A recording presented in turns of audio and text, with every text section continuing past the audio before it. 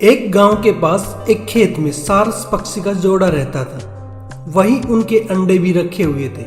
अंडे बड़े और समय पर उनसे बच्चे निकले, किंतु बच्चों के बड़े होकर उड़ने योग्य होने से पहले ही खेत की फसल पक गई। सारस बड़ी चिंता में पड़ गई। किसान खेत काटने आए उससे पहले ही सारस पक्षी को वहां से उड़ जाना चाहिए, किंतु बच्चे उड़ने की स्थिति में अभी नहीं हुए थे।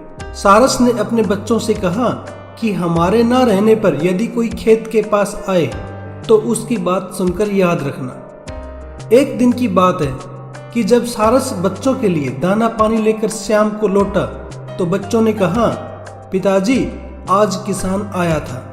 वह खेत के चारों तरफ घूमता रहा। फिर उसने अपने साथी से कहा कि खेत अब काटने योग्य हो गया है। आज ही गांव के लोगों से कहूंगा कि वे चलकर मेरा खेत काट दें। उसके बाद वो चला गया। सारस ने अपने बच्चों से कहा कि तुम डरो मत, अभी फसल कटने में देरी है। कुछ दिन के बाद सारस शाम को दाना पानी लेकर लौट कर आया तो देखा कि बच्चे बहुत घबराए हुए थे। वे कहने लगे, पिताजी आज किसान फिर आया था। वह कह रहा था कि गांव के लोग बड़े स्वार्थी हैं, ये मेरी फसल को काटने का कोई प्रबंध नहीं करवा रहे हैं। कल मैं अपने भाइयों को लाकर अपनी फसल कटवा लूंगा। उनकी बात सुनकर सारस अपने बच्चों से कहने लगा, तुम निश्चिंत हो जाओ, अभी तो कुछ होना नहीं है। 2-4 दिन में तुम उड़ने लायक हो जाओगे, फिर कहीं दूसरी जगह चलेंगे। इस प्रकार कुछ दिन और निकल गए। अब सारस के बच्चे उड़ने लायक हो गए थे। फिर एक दिन शाम को सारस दाना पानी लेकर लौटा तो बच्चे कहने लगे, पिताजी आज भी किसान आया था।